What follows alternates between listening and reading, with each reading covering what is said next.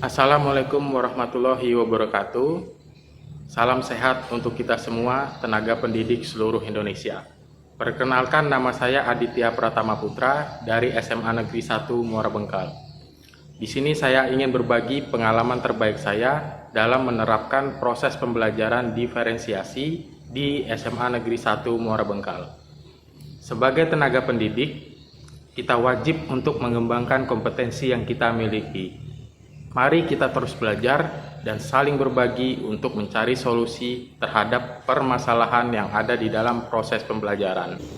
Semoga dengan praktik baik pembelajaran diferensiasi yang telah saya lakukan ini dapat memberikan inspirasi bagi Bapak dan Ibu semua sebagai tenaga pendidik untuk melakukan inovasi di dalam proses pembelajaran, sehingga minat dan motivasi siswa dalam mengikuti pembelajaran itu bisa meningkat, yang nantinya siswa dapat dengan mudah memahami materi pelajaran yang diberikan oleh guru.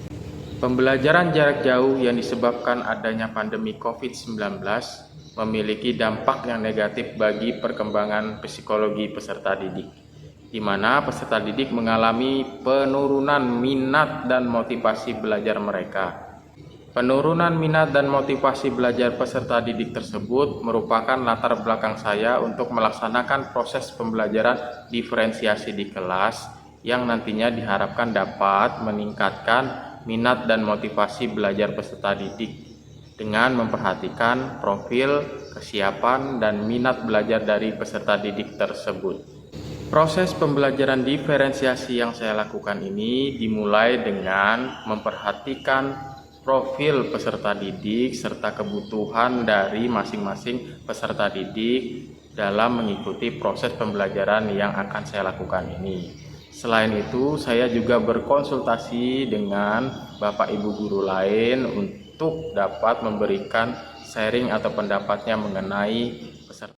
Untuk mengetahui profil dari peserta didik, saya memulainya dengan melaksanakan asesmen. Ada dua jenis asesmen yang saya lakukan. Yang pertama adalah asesmen diagnostik kognitif dan yang kedua adalah asesmen diagnostik non-kognitif. Assalamualaikum warahmatullahi wabarakatuh. Waalaikumsalam warahmatullahi wabarakatuh.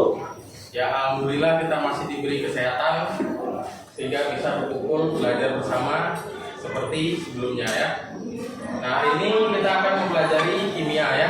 Kira-kira siapa yang nggak masuk hari ini? Muhammad Nur kemana? Alfa. Gak ada keterangan ya. Masam sekali, ya kan? Ada yang manis. Nah, kira-kira adanya perbedaan rasa itu, kira-kira pH-nya ataupun sifatnya itu berbeda apa enggak? Berbeda. Jadi beda rasa berarti tentang konsep asam dan basa, gitu ya. Konsep asam dan basa. Jadi konsep asam dan basa itu ada 3 konsep ya. Yang pertama menurut Arrhenius, kemudian yang kedua menurut Bronsted-Lowry, dan yang ketiga menurut Lewis. Jadi ada 3 konsep asam dan basa. Pada tahapan ini, siswa sedang melaksanakan literasi digital untuk memahami materi yang disampaikan oleh guru.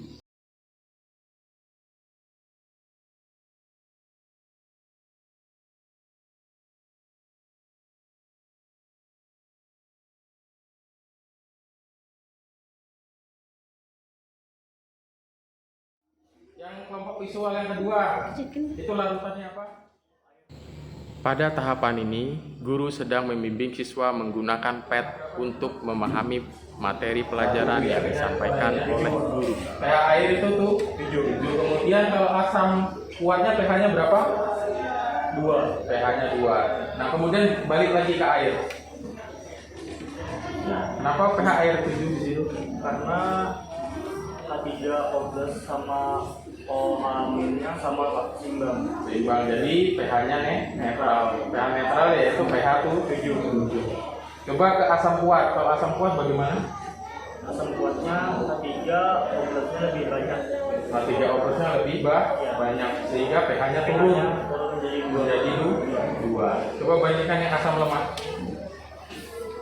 Nah, asam lemah sama asam kuat apa bedanya di situ? H3O+-nya lebih sedikit, Pak. Ya, jadi H3O+ pada asam lemah itu lebih sedikit dibandingkan asam kuat. Cara menggunakan Google Lens-nya. Sekarang dibuka dulu Google Lens-nya, aplikasinya. Sudah dibuka. Pada tahapan ini, guru sedang membimbing siswa menggunakan Google Lens dalam proses pembelajaran.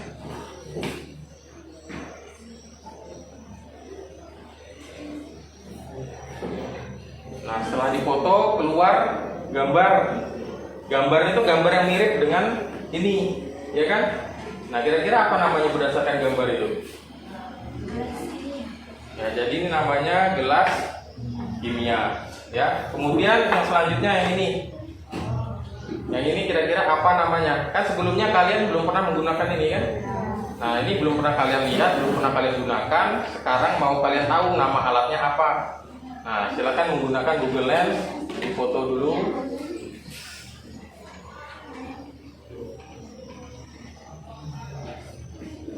Nah, keluar gambar yang mirip, ya kan? Mirip nggak sama ini? Coba lihat. Apa namanya itu? Ya, jadi ini namanya pH meter digital. Pernah gunakan nggak sebelumnya? Nama zatnya apa nih? Ini nyari.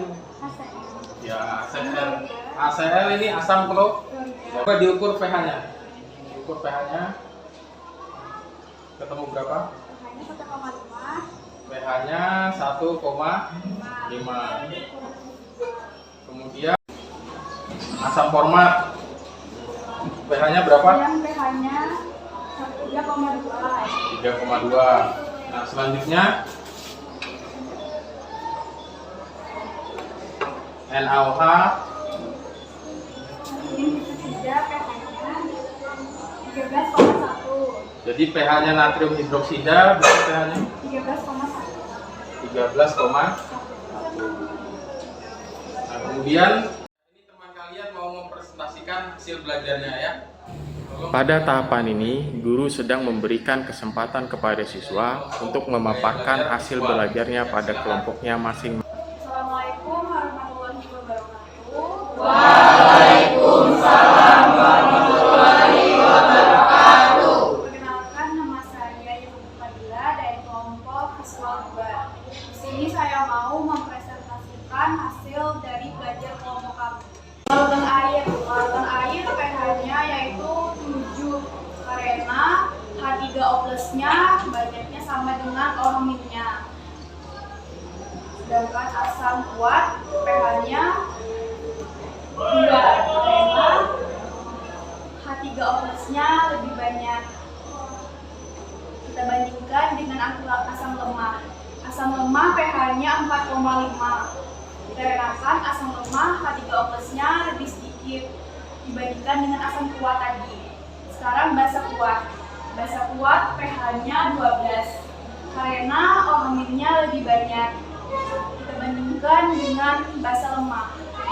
Basa lemah pH-nya 9,5 karena O-nya lebih sedikit dibandingkan Temannya dengan mau basa kuat. mempresentasikan hasil belajarnya, ya. Silakan diperhatikan dulu, jangan ribut. Ya, mulai. Assalamualaikum warahmatullahi wabarakatuh. Waalaikumsalam warahmatullahi wabarakatuh. Perkenalkan, nama saya Sudiana Putri. Saya dari kelompok 2.